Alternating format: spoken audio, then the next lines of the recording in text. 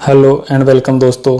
स्वागत है आपका मेरे यूट्यूब चैनल किताबों तक में, जिसमें कि आज हम किताबों की दुनिया में ही सीखने के संदर्भ में जिस विषय के बारे में बात करेंगे वो है हमारा देश हिंदुस्तान में चलने वाले दो प्रचलित या मुख्य विचारधाराओं के बारे में, जो कि है आस्तिकता और नास्तिकता। जिसके बारे में आस्तिकों का मानना है कि नास्तिकता बहुत ही गलत है और इससे देश बर्बाद हो जाएगा। नास्तिकता पूर्णतः जो विचारधारा है वो आपको भी पता है, और जो लोग इसके बारे में थोड़ा बहुत भी जानते हैं कि लोग आस्तिक क्यों होते हैं या नास्तिक क्यों होते हैं। तो नास्तिकता में लोग सवाल ज़्यादा पूछते हैं, उनके अंदर जानने की क्यूरियोसिटी होती है। और नास्तिक अधिकतर उन व्यक्तियों में होते हैं जो या तो बहुत ज़्यादा किताबें बुक्स पढ़ते हैं या उन्होंने कुछ चीज़ों को गौर से ध्यान देके सोचा है, या कुछ आदमी ऐसे लोगों के संपर्क में रहा है जो कि धर्म में भरोसा कम रखता है। लेकिन इन्हीं ही मुद्दे को लेके देश में जो चीज़ें पर्सनल में हैं और जो कहावतें हैं, कहा जाता है कि अगर सब नास्तिक हो जाएंगे तो देश बर्बादी की तरफ चला जाएगा। ठीक है दोस्तों, आज हम इसी मुद्दे पर चर्चा करेंगे कि ये बात किस हद तक सही है कि अगर देश में लोग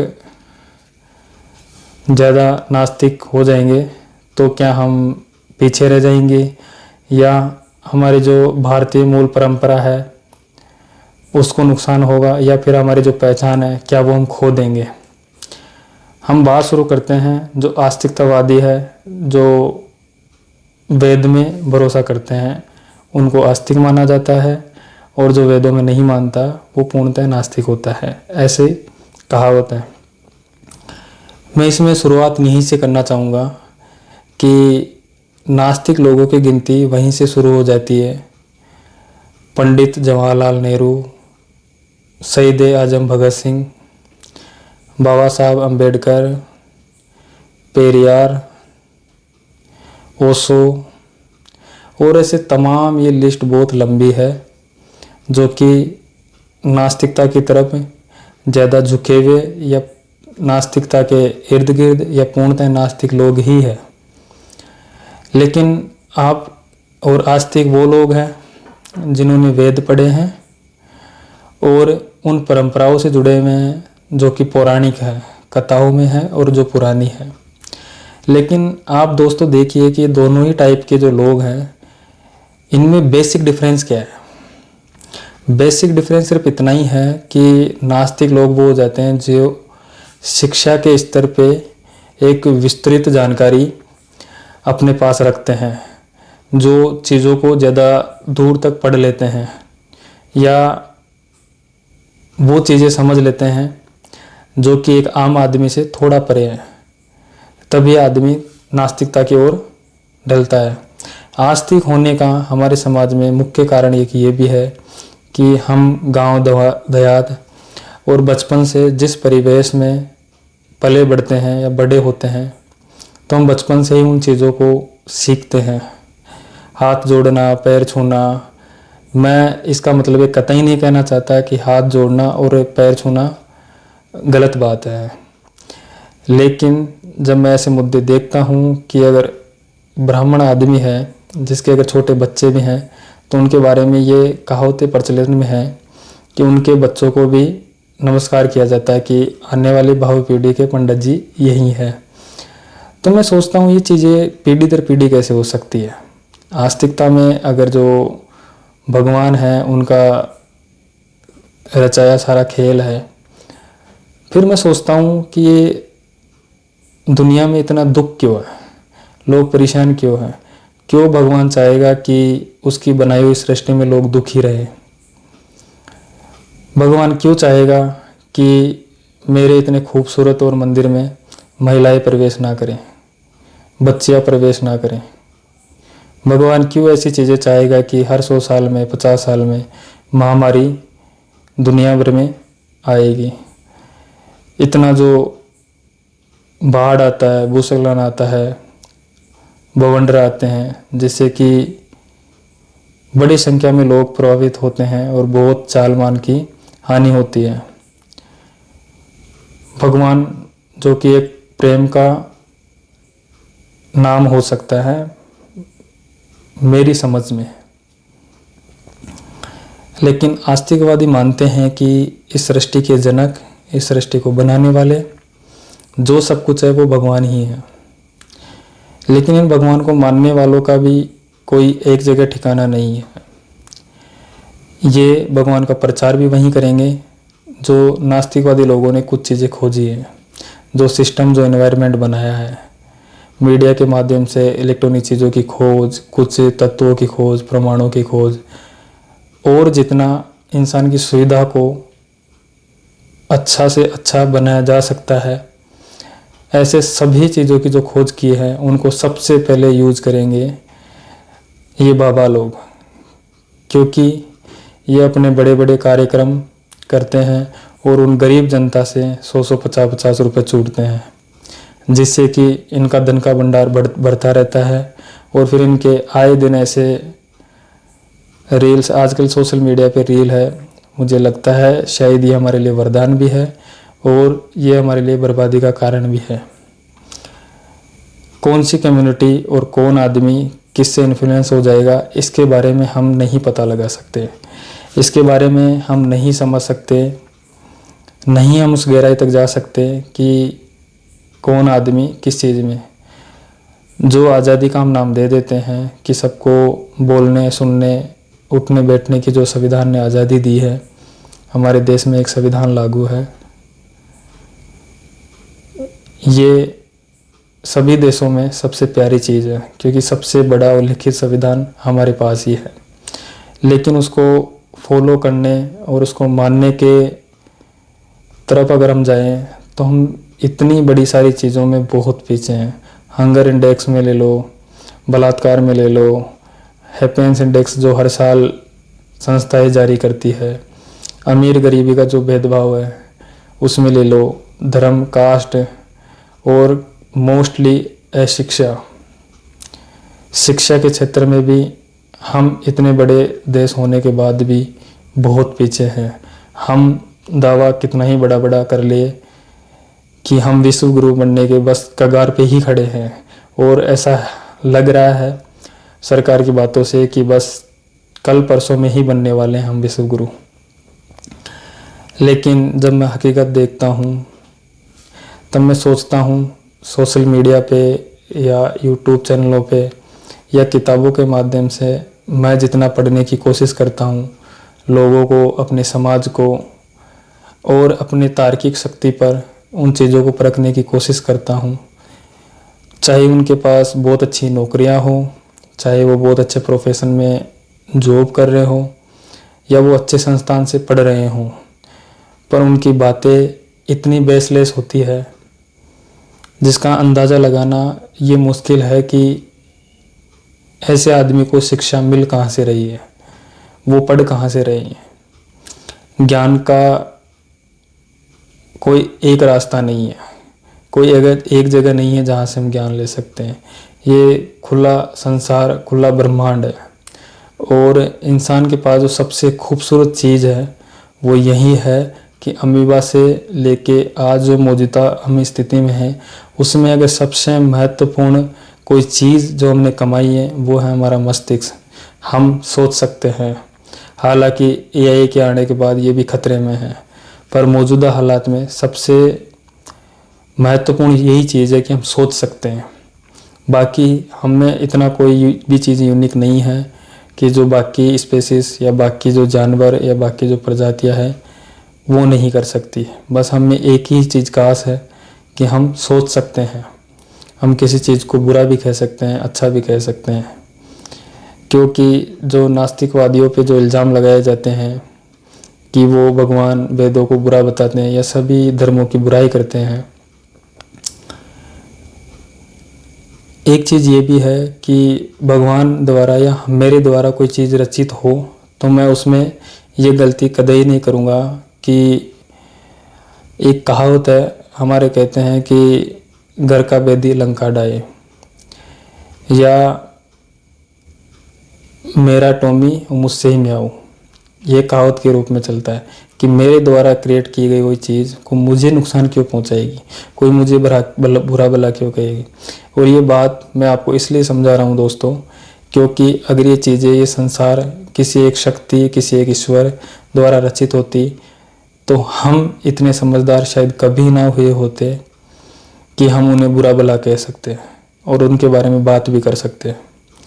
लेकिन सब अलग अलग चीज़ें हैं। जो बुद्ध ने अपना शून्यवाद खोजा और अपनी एक नई फिलोसफी दी, या फिर महावीर ने जो फिलोसफी दी, या राम या वेद जो हम पढ़ते हैं, ये सोचने के सब एक तरीके हैं।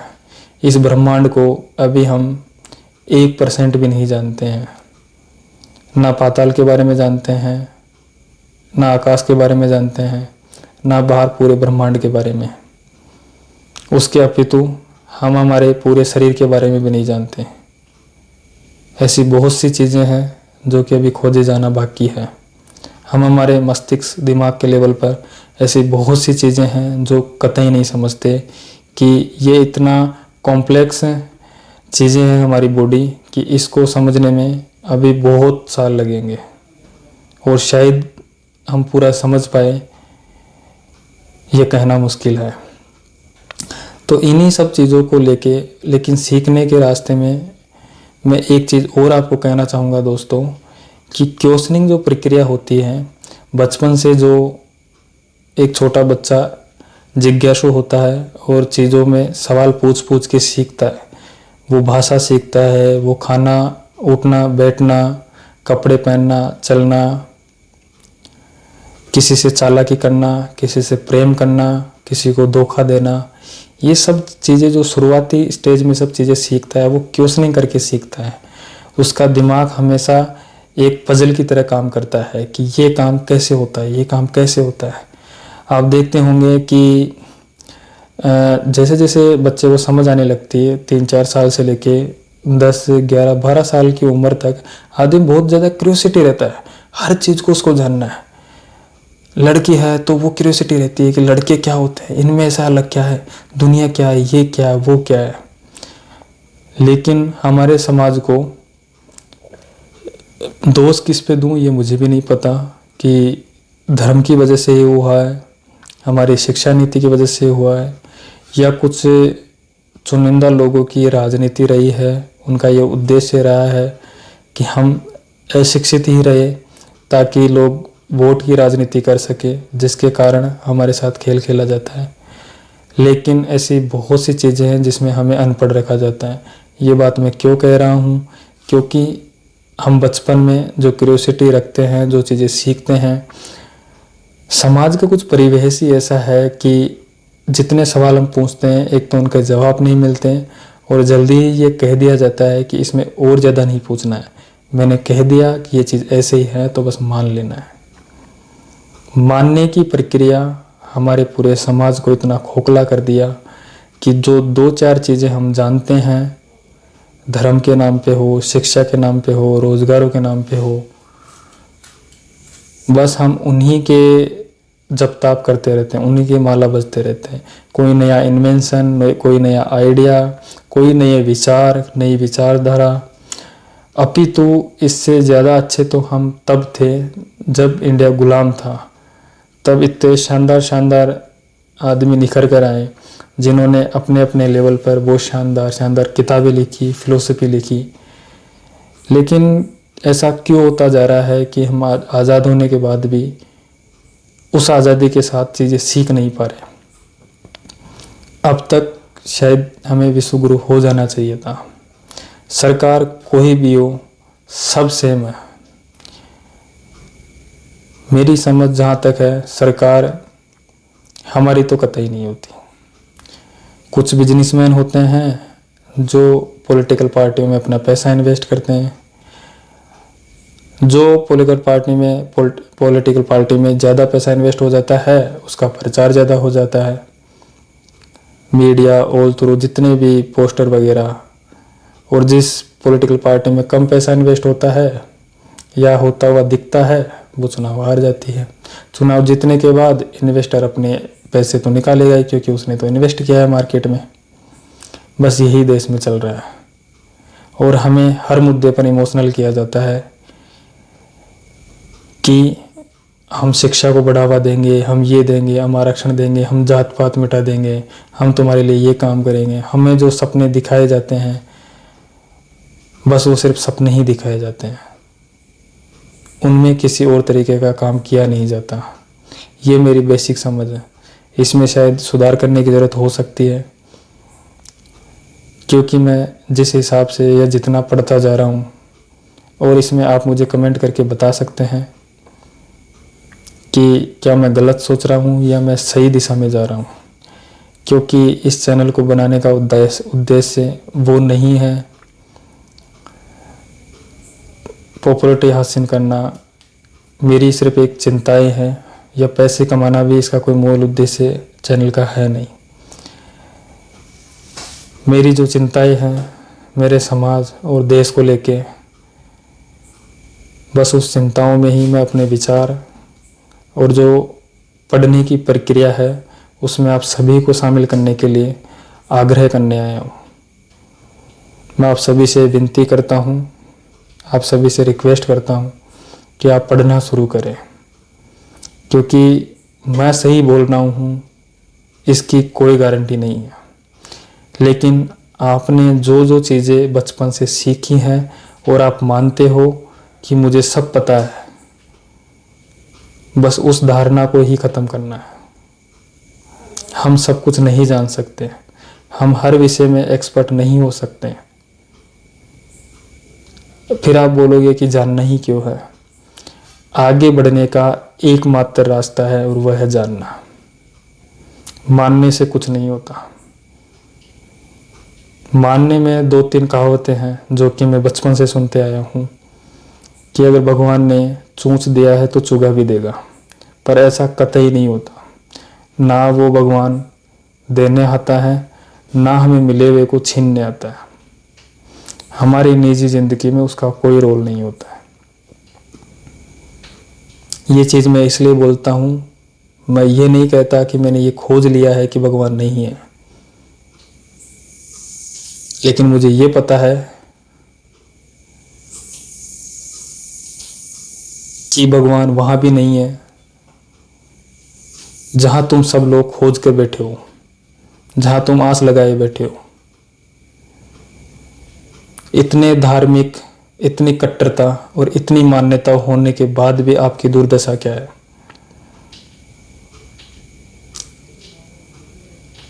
हमारे पास शिक्षा नहीं है, हमारे पास रोजगार नहीं है, हमारी स्थिति बद से बदतर हो रही जा रही है। उन आदमियों से हमें मिलना चाहिए, उन लोगों से मिलना चाहिए जिनके पास 2 वक्त की रोटी नहीं है खाने के लिए। आपके लिए वीडियो देखना आसान है, मेरे लिए वीडियो बनाना शायद आसान है, लेकिन ये मैं बना भी इसीलिए रहा हूँ कि ये जो चर्चा है ये फेस टू फेस और हम इससे कुछ सीख सकें। क्योंकि चर्चा इतनी ईमानदारी से होनी चाहिए। किसी तरह की फॉलोअर बढ़ाने के लिए अगर मेरी बात को 10, 50 या 100 जने भी सुन रहे हैं, ये मेरे लिए बहुत बड़ी बात होगी, क्योंकि मैं अपनी बात सिर्फ पहुंचाना चाह रहा हूँ। समाज को बदलने के लिए, समाज में कुछ नए बीज उगाने के लिए एक बीज ही काफ़ी है। अगर वो सही से फल फूल गया और विकसित हो गया तो वो पूरे जंगल को हरा कर देगा, इस चीज़ की गारंटी है।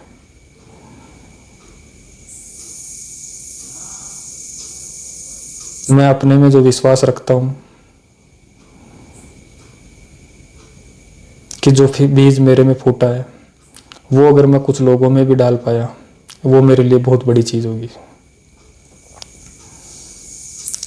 और आप क्या बदल पाओगे, क्या नहीं बदल पाओगे, ये मुझे नहीं पता, पर मैं इतना ज़रूर जानता हूँ कि आप अपने जीवन में एक अच्छा और बेहतर इंसान ज़रूर बन जाओगे। उससे भी ऊपर चीज़, आप खुश रहना सीख जाओगे। जो लोग मेरा वीडियो देख रहे हैं या वो लोग जो आगे भविष्य में मेरा वीडियो देखेंगे, हर आदमी मुझे फ्रस्ट्रेट और अपने जीवन में दुखों से लीन नजर आता है। लेकिन हम चूँकि सवाल करने की पद्धति खो चुके हैं, हम पूछते नहीं हैं कि हम क्यों हैं, ये दुख क्यों है, आदमी को सुख क्यों चाहिए, आदमी किन चीज़ों के पीछे भगता है, और जब वो चीज़ मिल जाती है फिर वो सुख बना क्यों नहीं रहता, वो सुख खत्म क्यों हो जाता है। और हम जिन चीज़ों के पीछे भगते हैं, क्या वो हमें पूरे जीवन में मिल जाएगी? अगर नहीं मिलेगी तो फिर उनके पीछे क्यों भगना।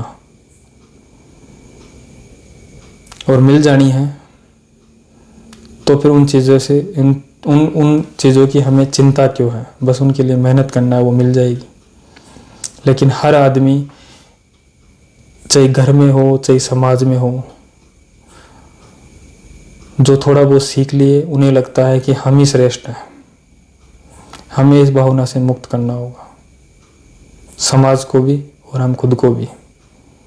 हमें इन चीज़ों से ऊपर उठना होगा और हमें सीखना होगा कि एक सभ्य समाज कैसे होता है।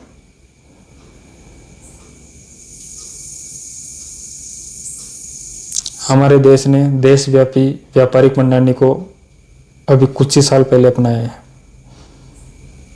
जिसके कारण हम कुछ चीज़ें वैश्विक स्तर पर खरीद पाते हैं और बेच पाते हैं। लेकिन इससे हम ये गलतफहमी पालने की कतई गलती ना करें कि हम उनके बराबर जाके खड़े हो गए।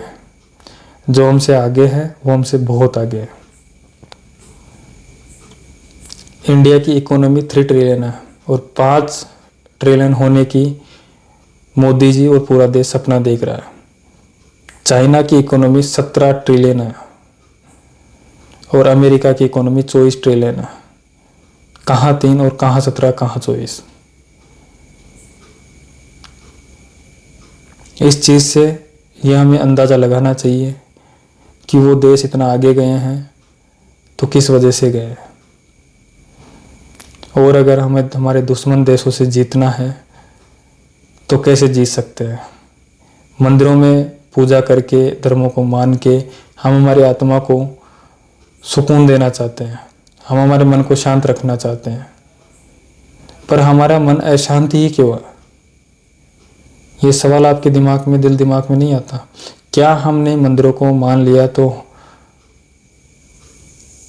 एक चीज़ और भी है कि हमारे देश में सबसे ज़्यादा मंदिर होने के बाद भी जब विश्व में एक गणना होती है कि हैप्पीएस्ट इंडेक्स, कि किस देश में कितने लोग खुश हैं, इसके आधार पर एक डाटा तैयार किया जाता है, जिसकी सूची में इंडिया का स्थान लगभग 150 से ऊपर आता है, 150 के बाद में आता है। 200 कंट्रियों में या ज्ञात 180-90 देशों में हमारा स्थान 150 के बाद आता है। तो हमें सोचने और विचारने की ज़रूरत तो है ना कि सृष्टि को चलाने वाले, बनाने वाले सभी यहाँ पर उत्पन्न हुए, यहीं पैदा हुए, यहीं सब कुछ बना। उसके बावजूद भी हमारे देश की स्थिति आज ऐसी क्यों है। दोस्तों, आज बहुत सारे सवाल हो गए और इन्हीं सवालों के साथ मुझे वीडियो समाप्त करना पड़ेगा। और अगली वीडियो में मैं इन्हीं सवालों के साथ कुछ नई चीज़ें जो आपके साथ चर्चा करनी है वो लेकर प्रस्तुत होऊंगा। धन्यवाद। जय हिंद, जय भारत।